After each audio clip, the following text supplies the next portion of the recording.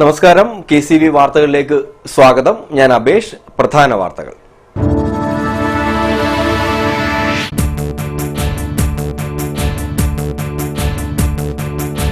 കുടിക്കാനും കുളിക്കാനും വെള്ളമില്ലാതെ കാവാലത്തുകാർ. കുടിവെള്ള വിതരണത്തിനായി സ്ഥാപിച്ച ടാപ്പുകൾ നോക്കുകുത്തിയായിട്ട് വർഷങ്ങൾ.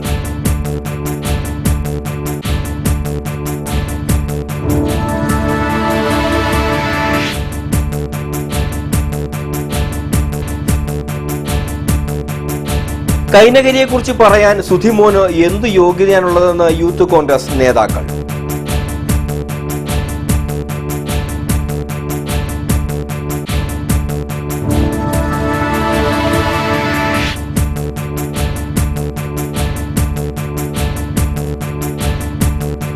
പൊതുജന സേവനത്തിനു വിശിഷ്ട മെഡൽ ജേതാവ് അനധികൃത പണം കൈവശം വെച്ചതിന്റെ പേരിൽ വിജിലൻസ് അന്വേഷണത്തിൽ.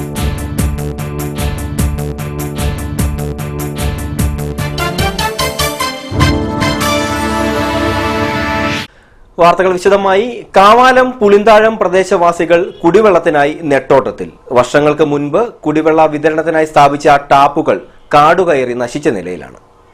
വോട്ട് ചെയ്യാമെന്നും പറഞ്ഞ് ഞങ്ങൾക്ക് വെള്ളം തരത്തില്ല. അത് പറഞ്ഞേറ്റ് വാഗ്ദാനം ചെയ്തിട്ട് അവരൊക്കെ അങ്ങ് മാറി അവരവന്റെ കക്ഷത്തിലെ പോകരുതെന്നും പറഞ്ഞ് നോക്കുന്ന ആൾക്കാരെ ഈ കേരളത്തിലും നമ്മുടെ ഈ കുട്ടനാട്ടിലും ഉള്ളൂ. കുട്ടനാട്ടിലാണ് അധികം പേരും. വഴിയെ അല്ലെങ്കിൽ ഒരു കുടിവെള്ളം ഇതൊന്നും ഞങ്ങൾക്ക് ഇവിടെ സൗകര്യമില്ലാത്ത ഒരു ജീവിതമാണ് ഞങ്ങൾ നയിച്ചുകൊണ്ടിരിക്കുക.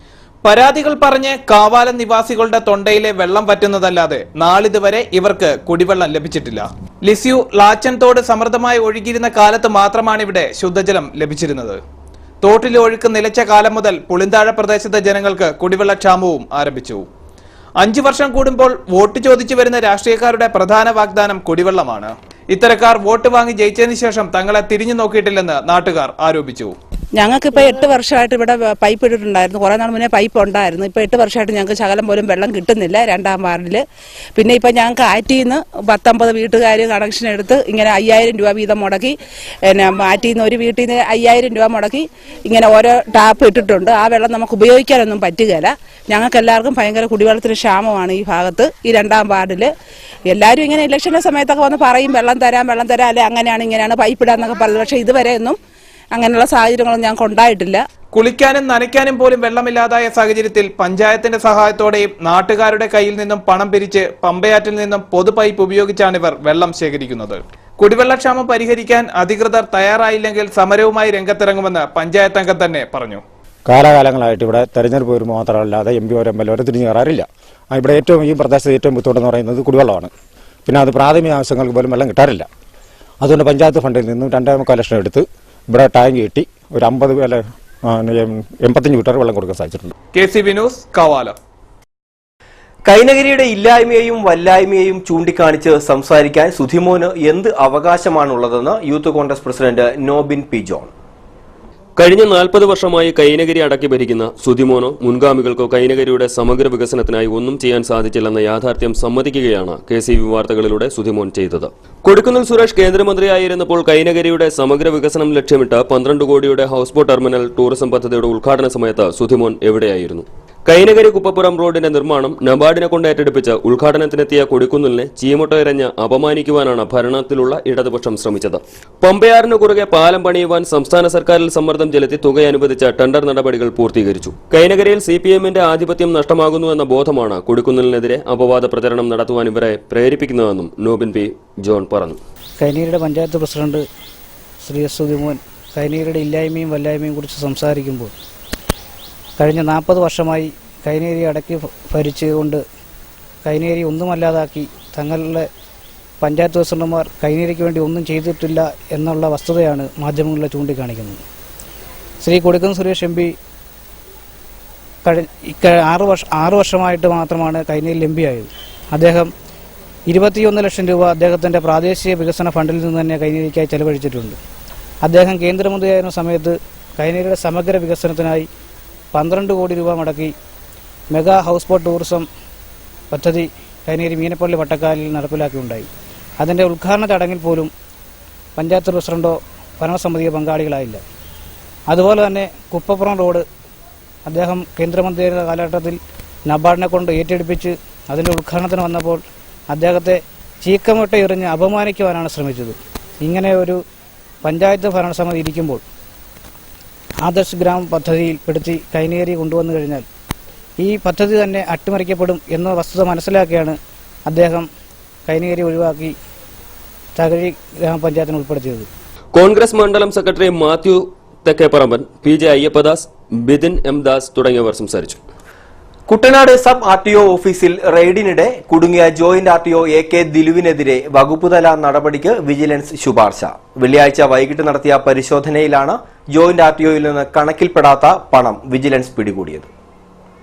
പൊതുജന സേവനത്തിനുള്ള വിശിഷ്ട സേവാ മെഡൽ നേടിയ ദിലുവിന്റെ സാമൂഹ്യ പ്രതിബദ്ധതയും ജോലിയിൽ അദ്ദേഹത്തിനുള്ള ആത്മാർത്ഥതയും അദ്ദേഹത്തിന്റെ വാക്കുകളിൽ തന്നെ നമുക്ക് കേൾക്കാം. വളരെ വിശദമായി പറയേണ്ട ഒരു സംഗതിയല്ല അത്. കുറച്ച് പ്രവർത്തനങ്ങൾ കൊല്ലം, ആറ്റിങ്ങൽ പോലുള്ള സ്ഥലങ്ങളിൽ ഞാൻ വർക്ക് ചെയ്യുന്ന സമയത്ത് ജനങ്ങൾക്ക് ഉപകാരപ്രദമായിട്ടുള്ള കുറേയധികം പ്രവർത്തനങ്ങൾ കാഴ്ചവെക്കാൻ കഴിഞ്ഞിട്ടുണ്ടായിരുന്നു. ആ കാലയളവിൽ മോട്ടോർ വെഹിക്കിൾസ് ഡിപ്പാർട്ട്മെൻറ്റ് ഇങ്ങനൊരു മെഡൽ ഇൻട്രൊഡ്യൂസ് ചെയ്യുകയും അത് ജനങ്ങൾക്ക് ഉപകാരപ്രദമായിട്ടുള്ള സർവീസ് നടത്തുന്ന ഉദ്യോഗസ്ഥരെ മുകളിലുള്ള ഉദ്യോഗസ്ഥർ നോക്കി കണ്ടുപിടിച്ചതിൽ ഞാൻ അതിനകത്ത് വന്നുപെട്ടു എന്നുള്ളതേ ഉള്ളൂ. മറ്റൊന്നുമല്ല, ഒരു സേവനം ജനങ്ങളിലേക്ക് എത്തിക്കണമെന്നുള്ള ഒരു സർക്കാർ ഉദ്യോഗസ്ഥനാണെന്നുള്ള കാര്യം ഞാൻ ഓർത്തു വെച്ചതിനാണ് എനിക്ക് ആ മെഡൽ കിട്ടിയത്. എന്തൊരു ആത്മാർത്ഥത, എന്തൊരു സത്യസന്ധത, എന്തൊരു എളിമ. ലക്ഷം പേരിൽ ലക്ഷണമൊത്തവർ ഒന്നോ രണ്ടോ. ഈ ദിലുവിനെയാണോ കണക്കിൽപ്പെടാത്ത കാശ് കയ്യിൽ വെച്ചതിന് വിജിലൻസ് ലേജായങ്കിയാക്കിയത്? ഋഷി കൂട്ടി പേരുള്ളവരൊക്കെ പുലികളാണ് കേട്ടോ. ഋഷിരാജ് സിംഗ് പോയെങ്കിലും ചില ഋഷിമാരൊക്കെ ഇപ്പോഴും നിലവിലുണ്ട്. അതുകൊണ്ടാണല്ലോ ആലപ്പുഴ വിജിലൻസ് CI ഋഷികേശൻ നായരുടെ നേതൃത്വത്തിലുള്ള സംഘം അഴിമതി കണ്ടെത്തിയത്.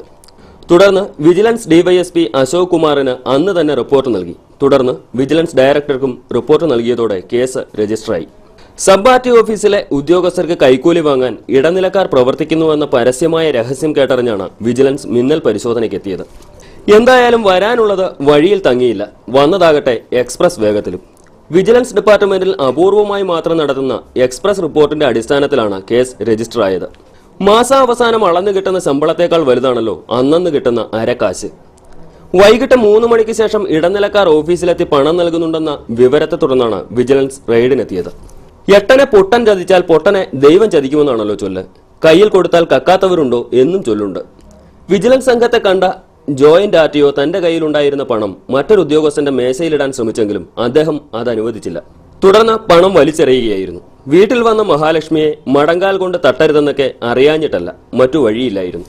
പൊട്ടക്കണ്ണന്റെ മാവേലർ എപ്പോഴും ഫലിക്കില്ലല്ലോ. മാത്രവുമല്ല, രാഷ്ട്രപിതാവ് മഹാത്മജിയുടെ രക്തസാക്ഷി ദിനമായ ജനുവരി 30-നാണ് ഗാന്ധിജിയുടെ ചിത്രമാലേഖനം ചെയ്തിരിക്കുന്ന കൈക്കൂലി പണം വലിച്ചെറിഞ്ഞത്. അത് ഗാന്ധിജിയും പൊറുക്കില്ല. ഏതായാലും വകുപ്പുതല നടപടിയെടുക്കാനാണ് വിജിലൻസിന്റെ തീരുമാനം. ബറാക് ഒബാമ ഗാന്ധിജിയുടെ സമാധി മണ്ഡപത്തിൽ പ്രാർത്ഥനാ നിരതനായി നിന്നപ്പോൾ ഒപ്പം പോകാൻ ഇന്ത്യൻ പ്രധാനമന്ത്രി നരേന്ദ്രമോദി തയ്യാറായില്ലെന്ന് കൊടിക്കുന്നിൽ സുരേഷ് MP.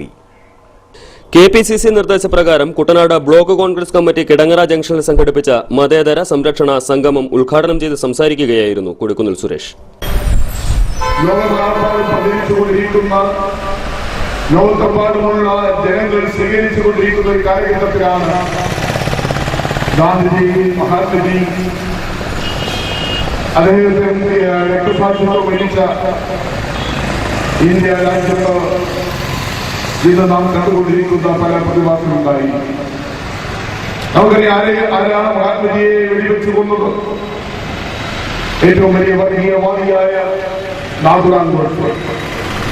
ആരാണ് നാഥുറാം ഗോഡ്സെ? ഇന്ത്യ രാജ്യത്ത് ഒരു മതം മതി, ഹൈന്ദവ മതം മതി, മറ്റു മതങ്ങളൊന്നും വേണ്ട പാടില്ല. ഇന്ത്യ ഒരു ഹിന്ദു രാഷ്ട്രമാകണം, ഇന്ത്യ ഒരു ഹൈന്ദവ രാജ്യമായി മാറണം, ഹിന്ദു രാഷ്ട്രമായി ഇന്ത്യ മാറണം. ഗാന്ധിജിയുടെ ഘാതകനായ നാഥുറാം വിനോയ് ഗോഡ്സെയുടെ പ്രതിമയും ക്ഷേത്രവും നിർമ്മിക്കുവാനുള്ള ഗൂഢശ്രമമാണ് നടക്കുന്നതെന്നും കൊടിക്കുന്നിൽ സുരേഷ് MP പറഞ്ഞു. Congress block president K. Gopakumar അധ്യക്ഷനായി. DCC ഭാരവാഹികളായ MN Chandraprakash, Alex Mathew, Prathapan Paraveli, PT Skaria, PV Rajeev, MM Mohandas തുടങ്ങിയവർ സംസാരിച്ചു. 35ാം ദേശീയ ഗെയിംസിലെ ജല കായിക മത്സരങ്ങൾക്ക് ആലപ്പുഴയിൽ തുടക്കമായി. റോവിംഗ് ഹീറ്റ് മത്സരങ്ങളാണ് ആദ്യ ദിനം പുന്നമടയിൽ നടന്നത്. ഞായറാഴ്ച രാവിലെ 9:30 പുന്നമടക്കായലിൽ ജലകായിക മത്സരങ്ങൾക്ക് തുടക്കമായത്. ആദ്യ ദിനം 200 മീറ്റർ കനോയിങ്, കയാക്കിംഗ്, റോവിംഗ് മത്സരങ്ങളാണ് നടന്നത്. കനോയിങ്, കയാക്കിംഗ് മത്സര വിഭാഗങ്ങളെക്കാൾ കേരളം കൂടുതൽ പ്രതീക്ഷ അർപ്പിക്കുന്നത് റോവിംഗിലാണ്. ഇടവേള. KCV വാർത്തകൾ നിങ്ങൾക്കായി അവതരിപ്പിക്കുന്നത് മനോഹരമായൊരു വീട് നമ്മുടെ എല്ലാം സ്വപ്നമാണ്. നിങ്ങളുടെ സ്വപ്ന ഭവനങ്ങളെ മനോഹരമാക്കാൻ ഇതാ സിമ്പിൾ. ഷാലിമാർ സൂപ്പർ ബ്രാൻഡ് ടൈലുകളുടെയും ഗ്രാനൈറ്റിന്റെയും വിസ്മയ ലോകം. വിപുലമായ സ്റ്റോക്ക്, ഫാസ്റ്റ് സർവീസ്, 100% ഗുണമേന്മ, ഇവയൊക്കെ നിലനിർത്തുന്നതുകൊണ്ട് ഞാൻ പറയുന്നു Shalimar. Shalimar marbles and granite, സ്വപ്ന ഭവനത്തിന് ഇവിടെ പൂർണ്ണത. Shalimar marbles and granite, Manikkachira, AC road, Changanassery.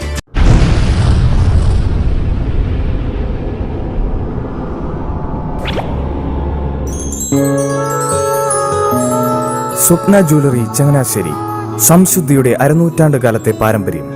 ചങ്ങനാശ്ശേരിയിലെ ആദ്യത്തെ 916 ഹോൾമാർക്ക് സ്വർണ്ണാഭരണശാല.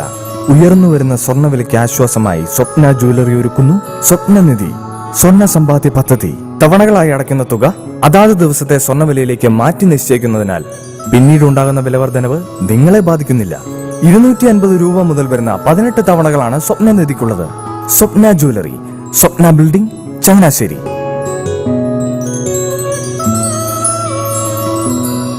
എന്റെ മോഹനേട്ടാ, എളുപ്പ വഴികളും കുറുക്കു വഴികളും നോക്കി പോകുമ്പോഴാ നമ്മളെ ആരെങ്കിലും പറ്റിക്കണത്. എന്നെ ഇന്നവരാരെങ്കിലും പറ്റിച്ചിട്ടുണ്ടോ? കാരണം എന്താ? എനിക്ക് ബുദ്ധിയുണ്ട്. അനു തിരക്കിലായിരിക്കുമല്ലേ? അതെ. അനുവിനെ കഴിഞ്ഞ ആഴ്ച ആലപ്പുഴയിലെ മുല്ലയ്ക്കൽ പ്രിൻസ് ജുവലറിയിൽ നിൽക്കുന്നത് കണ്ടിരുന്നല്ലോ. അതെ, ഞാൻ അവിടെ നിന്നാണ് സ്വർണ്ണാഭരണങ്ങൾ വാങ്ങാറുള്ളത്. അതെന്താ, മറ്റൊരുപാട് ജുവലറികൾ അവിടെ ഉണ്ടല്ലോ, പിന്നെന്താ മുല്ലയ്ക്കൽ പ്രിൻസ് ജുവലറിയിൽ നിന്ന് തന്നെ സ്വർണ്ണാഭരണങ്ങൾ വാങ്ങുന്നത്? അതെല്ലാവർക്കും അറിയാവുന്ന കാര്യമല്ലേ. ഗുണമേന്മയിലും വിശ്വസ്തതയിലും 2 പതിറ്റാണ്ടിന്റെ പാരമ്പര്യമുള്ള മുല്ലയ്ക്കൽ പ്രിൻസ് ജുവലറിയിലെ ഏറ്റവും ചെറിയ ആഭരണങ്ങളിൽ പോലും 916 BIS ഹോൾമാർക്ക് മുദ്ര